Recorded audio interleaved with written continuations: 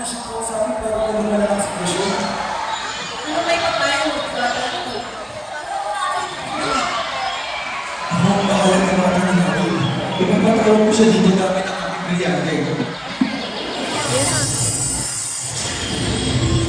Brilyante ng kumpito. Dalhin ang batang iyan dito. Magandang! Ano nangyayari? Ano to? Bakit gumagalaw ang tubig?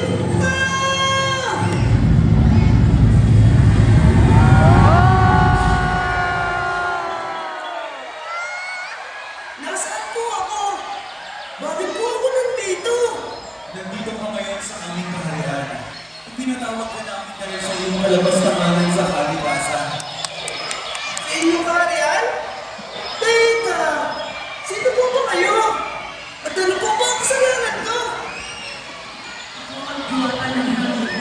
Ako ang nagmamatay ng himpapawid at kalamitan sa mga ibon at sa lahat ng lumilipad sa kalawakan.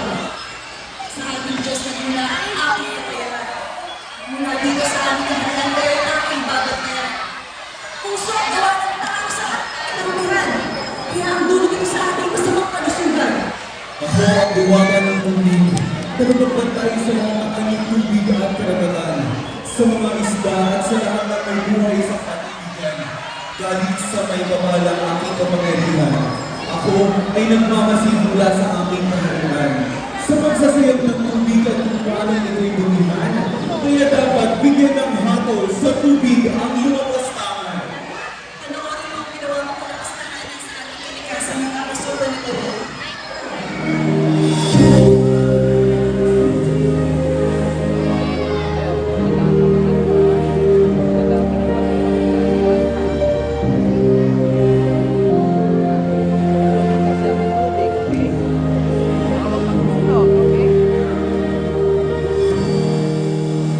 Hindi mo ba lubos na iisip ang epekto ng iyong mga ginagawa rin? Sa bawat maling kilos at desisyon ng tao ay Parang awa niyo na! Hindi ko na po uulitin! sandali lang diwata ng ating. Ngunit, baka masirig. Oo, ako ang nagpatawag sa kanya dito sa aking kaharian. Ngunit para ipapatid lamang sa kanya ang lahat ng kanyang pagkakamali. Hindi ka na siya may palisahan. Maaari ka natin siya bigyan ng pagkakamali.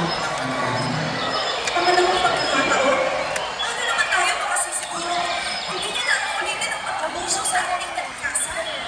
Ganit po ang ating magiging sitwasyon ng mga namin. Kung patuloy na maninira at magsasayang ng tubig at walang magmamahal sa kalikasan sa iyo, siya ay bibigyan natin ang kaparusahan. Hindi, pag siya naman ay nagbago at nagkaroon ng malasakit sa ating kalikasan, siya ay bibigyan natin ng gantimpala. Narinig mo ba yun, Ari? Pero kaya mo bang magbago? Opo! Pangako po! Magbabago na po ako! Ibalik niyo lang po ako sa bahay namin! Kayo mga bata, sa palagay niyo ba ay dapat natin bigyan ng pangalawang Bibigyan daw ba pagkakataon ng si Rini? pangataon ko rin? Okay na. Kung ganun, pumapayag namin. Huwag mo sana sayatin ang pangalawang pagkakataon nito. Maraming salamat diwata ng ating. Rin maganda ka lang ibabalik ka na namin Papayin daw si Ray. Pero tandaan mo, kung ikaw ay nagkamali, bibigyan ka namin ng kaparusahan. Ngunit pag ikaw naman ay nagbago, bibigyan ka namin ng gantimpala. Maraming salamat po! Pangako!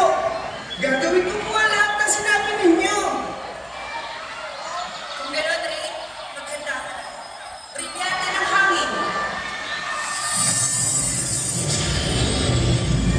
Maaari mo nang ibalik si Ray sa kanyang tahanan.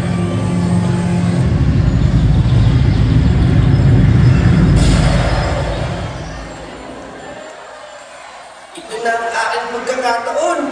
Kailangan kong magpakita ng pag...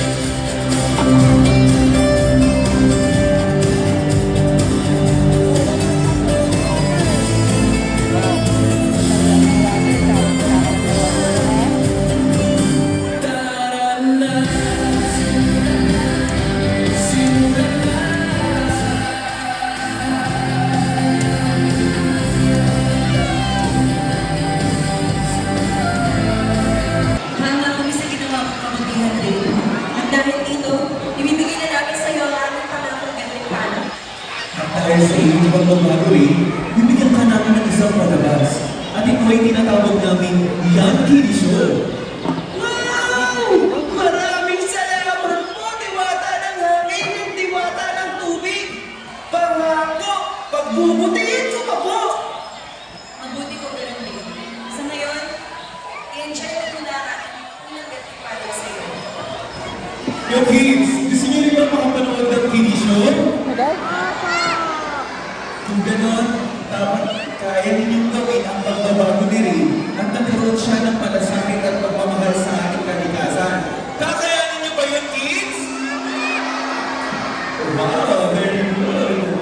Pero bakit natin ibigay ang ating unang birthday party?